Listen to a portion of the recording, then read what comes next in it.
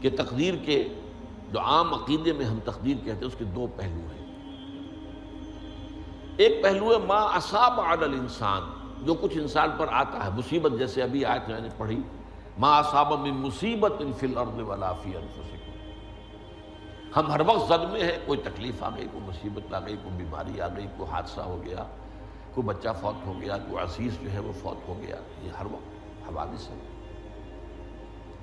تو جو بھی کچھ پیش آتا ہے وہ علم خداوندی میں ہمیشہ سے تھا۔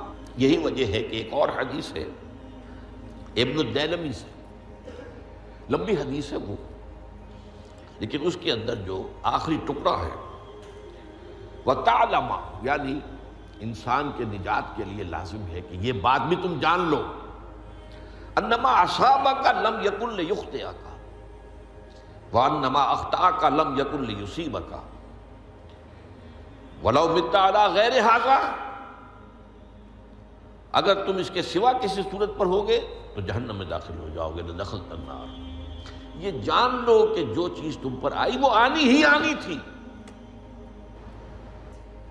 دیکھیے ہوتا کیا ہے، کاش کہ میں اگر یوں کر لیتا تو یہ نہ ہوتا، بس یہی ایمان بالقدر کے منافی ہے۔ جو ہوا ہے وہ اللہ تعالیٰ کے ہاں تو پہلے سے طے تھا، ہونا ہی تھا۔ تمہاری کوئی تدبیر، کاش کہ میں اس وقت یہ کر لیتا، یہ لو، اسی لیے ایک حدیث میں الفاظ آئے ہیں ان کلمۃ لو تفتح عمل الشیطان، اس لو سے، کاش، اس سے شیطانی عمل شروع ہو جاتا،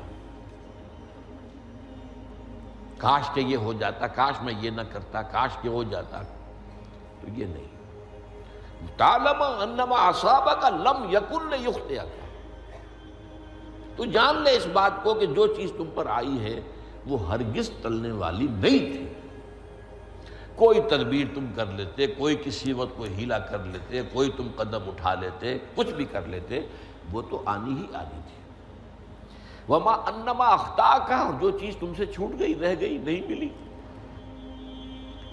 ایک ویکنسی ایڈورٹائز ہوئی تھی، آپ نے بھی درخواست دی تھی، آپ کو نہیں ملی، اب آپ ہو کاش کہ میں نے فلاں سے سفارش کرا لی ہوتی، بس گئے۔ تو جو چیز چھوٹ گئی وہ چھوٹ جانی ہی تھی، اس میں قطعاً جو ہے کوئی شکل، کوئی تدبیر، کوئی سفارش، کسی طرح کا کوئی بھی ہیلا، کوئی جو ہے اس میں کارگر نہیں ہو سکتا تھا۔ لم یکن لیصیبک وَمِتَّ عَلَىٰ غَيْرِ ذَلِكَ، اگر تو اس کے سوا کسی کیفیت پر تیری موت واقع ہوئی، اگر یہ یقین نہیں ہے، یہ ہے تقدیر کا وہ مفہوم کہ جس کا تعلق ہے عَلَىٰ مَا أَصَابَ الْإِنسان، جو انسان کے اوپر وارد ہو رہا ہے، اس کے ضمن میں تقدیر کا مفہوم کیا ہے، کہ جو ہوا ہے وہ تو ہونا ہی تھا، اس میں تو کسی شک و شبہ کی گنجائش نہیں، بالکل قطع اللہ تعالیٰ کا فیصلہ ہے۔ البتہ در حقیقت ایک دوسرا پہلو ہے، ما یفعل الانسان، وہ جو انسان کرتا ہے۔ یہاں آ کر یہ تقدیر کا مسئلہ بہت ٹیڑھا ہو جاتا ہے۔ آیا میرے اندر کوئی اختیار بھی ہے کہ نہیں؟ Do I have any free choice؟ یا ہر شخص پہلے سے طے ہے؟ تقدیر کا ایک عام مفہوم یہ ہے، اور اس مفہوم میں بھی بعض روایات بھی ہیں جو اس کی تائید کرتی ہیں کہ ہر چیز پہلے سے طے ہے، لکھی ہوئی۔ اور یہ جو حدیث ہم نے ابھی پڑھی ہے، یہ گویا کہ اس کی ایک مثال ہے کہ وہ جو لکھ دیا گیا تھا، فرشتے نے لکھ دیا تھا، رحم مادر میں لکھ دیا تھا، شقی او سعید، یہ بدبخت ہے یا سعادت مند ہے۔ تو ایک شخص پوری عمر نیکی کے کام کرتا رہا، آخری وقت میں آ کر کوئی ایسا حادثہ پیش آ گیا کہ وہ اہل جہنم کے سے کام شروع کر دیا اور جہنمی ہو گیا۔ یا ایک شخص ساری عمر جو ہے جہنمیوں کے سے کام کرتا رہا، آخری وقت میں آ کر کوئی ایسی توفیق ملی، کچھ ایسا معاملہ ہو گیا، توبہ کر لی اور اس نے جو ہے اہل جنت کے سے اعمال شروع کر دی، جنتی ہو گئی۔ تو یہ جو ہے عَلَىٰ مَا أَصَابَک کا علیحدہ بات ہے، اور عَلَىٰ مَا يَفْعَلُ الْإِنسان، انسان کیا کرتا ہے، اس میں اس کی قدرت کتنی ہے۔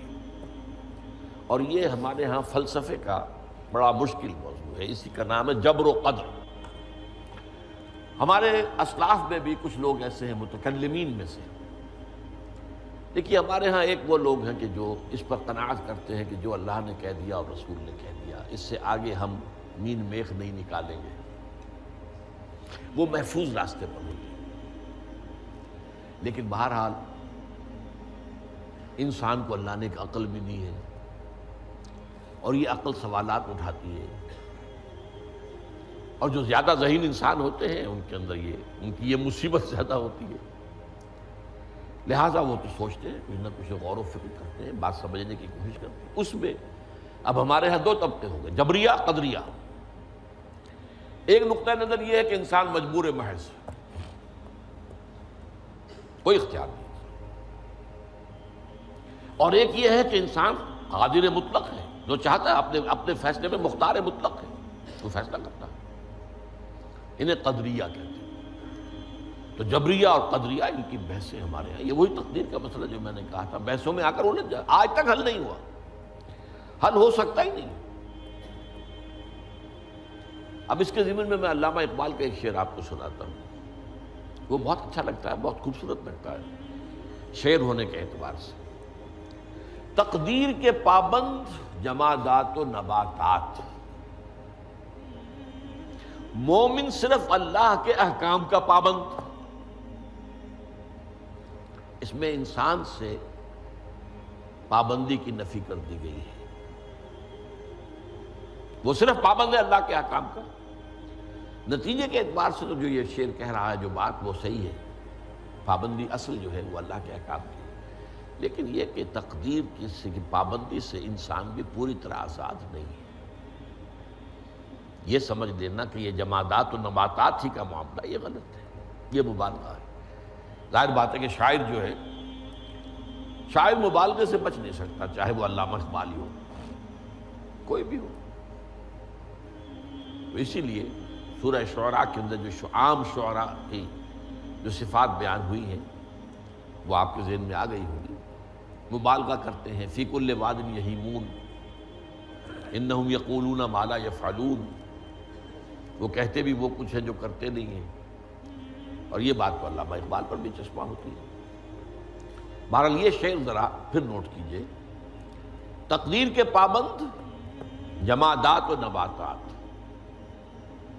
مومن صرف اللہ کے احکام کا، کوئی بات صحیح نہیں ہے۔ انسان بہت سے اعتبارات سے مجبور ہے۔ سب سے پہلے جو ہے انسان کے اندر ایک تقدیر نوعی ہے، نوع انسان۔ چھوٹی سی چڑیا اڑتی پھرتی ہے، انسان نہیں اڑ سکتا۔ آپ نے ٹھیک ہے مشین ایجاد کر دی، جہاز ایجاد کر لیا، آپ دوڑ رہے ہیں، 500 آدمی اور سینکڑوں من سامان لے کر جو ہے وہ جا رہا ہے، 747 ہو یا 757 ہو، یہ کر لیا ٹھیک ہے، خود نہیں اڑ سکتا۔ اب کیا کریں گے آپ؟ یہ تقدیر نوعی ہے، سپیشیز، ہر سپیشیز کے لیے اللہ نے ایک اندازہ مقرر کر دیا ہے، اس اندازے ہی میں رہے گا، اس سے باہر نہیں جا سکتا۔ پھر ایک تقدیر شخصی ہے۔ اب دیکھیے تقدیر شخصی کیا ہے؟ بعض اوصاف و صفات ہمیں وراثتاً ملتے ہیں، we have no choice۔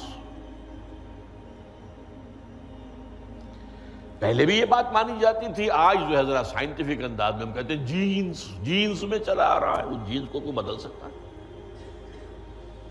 جو جینز بھی آپ کو ملے اپنے والدین کی طرف سے، وہ آپ کی شخصیت کا ظاہر بات ہے کہ فیصلہ کن طرز پر اس کو ڈھال دیتے ہیں۔ جینز ہے، پابندی ہے۔ نمبر دو یہ کہ خاص طور پر جو گھر کا ابتدائی ماحول ہوتا ہے، ماں کی گود اور ابتدائی گہوارہ گھر کا، اس کے جو اثرات مرتسم ہو جاتے ہیں شخصیت کے اوپر، وہ بھی بڑے مستقل ہوتے ہیں، پختہ ہوتے ہیں۔ ان دونوں چیزوں کو ضرب دے لیجئے،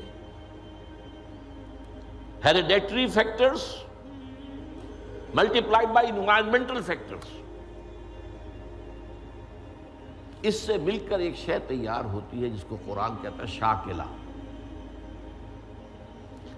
قُلْ كُلٌّ يَعْمَلُ عَلَىٰ شَاكِلَتِهِ فَرَبُّكُمْ أَعْلَمُ بِمَنْ هُوَ أَهْدَىٰ سَبِيلًا، سورہ بنی اسرائیل۔ شاکلہ کسے کہتے ہیں؟ شاکلہ شکل دینے والی شے۔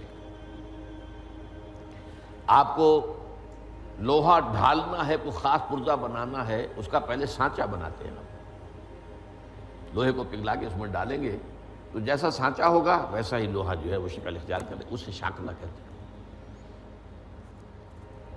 یہ شاکلہ جو ہے ہر انسان کا، اس سے باہر انسان نہیں جا سکتا۔ اس کے اندر اندر سٹرگل ہوگی، اس کے اندر اندر اس کی جد و جہد ہوگی، لیکن اس کا یہ مطلب نہیں ہے کہ اس کا کوئی فری چوائس ہے۔ فری چوائس ہے، لیکن وہ فری چوائس انہی حدود کے اندر کام کرے گا، اس سے باہر نہیں۔ اس بات کو مختلف احادیث میں حضور نے بہت خوبصورتی سے بیان کیا۔ ایک حدیث بڑی اہم ہے، بڑی اہم ہے۔ الناس کالمعادن، انسانوں کی مثال بھی معدنیات کی سی ہے۔ اب سونے کی معدنیات میں سے سونے کی جو اور ہے، اب پتہ نہیں اردو میں مجھے معلوم نہیں اور کا ترجمہ کیا کرتے ہیں عام طور پر، لیکن جانتے ہیں اور وہ کچی دھات جس سے کو صاف کر دیتے ہیں تو پھر وہ دھات جو ہے خالص شکل میں سامنے آ جاتی ہے۔ سونے کی اور سے سونا بنے گا، چاندی کی اور سے چاندی بنے گی، سونا تو نہیں بن سکتا، جتنا چاہے صاف کر لیں، وہ اور تو مستقل۔ الناس کالمعادن خیارکم فی الجاہلیت خیارکم فی الاسلام، جو تم میں جاہلیت کے دور میں، پری اسلامک دور میں جو بہترین تھے وہی اسلام میں آ کر بہترین ہوئے۔ وہ اور سونے کی تھی وہ صاف ہو گئی ہے، اور سونا جو ہے وہ نکھر کر خالص سونا بن کر آ گیا ہے، اسلام نے صاف کر دیا۔ وہ چاندی کی اور تھی، اسلام نے اس کو صاف کر دیا ہے، وہ نکھر کر چمکتا ہوا جو ہے وہ چاندی بن گئی۔ لیکن یہ کہ اذا فقہوا، البتہ پھر اس میں ایک اضافہ کیا حضور نے، جبکہ ان کے اندر دین کا فہم داخل ہو جائے تو یہ کہ جو بہترین پہلے تھے وہی بہترین اب ہوں گے۔ اسلام لانے سے پہلے بھی بہترین ابو بکر تھے، اسلام لانے کے بعد بھی بہترین ابو بکر۔ حضور پر وحی سے پہلے بھی بہترین خاتون خدیجۃ الکبریٰ تھی، ایمان لانے کے بعد بھی بہترین خاتون خدیجۃ الکبریٰ تھی۔ اور دوسری حدیث سنیے، عن ابی الدرداء رضی اللہ تعالی عنہ قال بینما نحن عند رسول اللہ صلی اللہ علیہ وسلم، اسی حال میں کہ ہم ایک روز ہم حضور کے پاس تھے، نتذاکرون ما یکون، اور ہم ذرا سوچ رہے تھے کیا کیا کچھ پیش آنے والا ہے دنیا میں۔ اذ قال رسول اللہ صلی اللہ علیہ وسلم، جبکہ حضور نے ہم سے ایک بات کہی، بڑی غور سے سنیے، اذا سمعتم بجبل ان زال عن مکانہ فصدقوہ، اگر تم یہ سنو کہ کوئی پہاڑ اپنی جگہ سے ٹل گیا تو مان لینا۔ وَإِذَا سَمِعْتُمْ بِرَجُلٍ تَغَيَّرَ عَنْ خَلْقِهِ فَلَا تُصَدِّقُوهُ، اور اگر تم سنو کہ کوئی شخص جو ہے وہ اپنی سرشت سے، اپنی جبلت سے بدل گیا تو کبھی نہ ماننا۔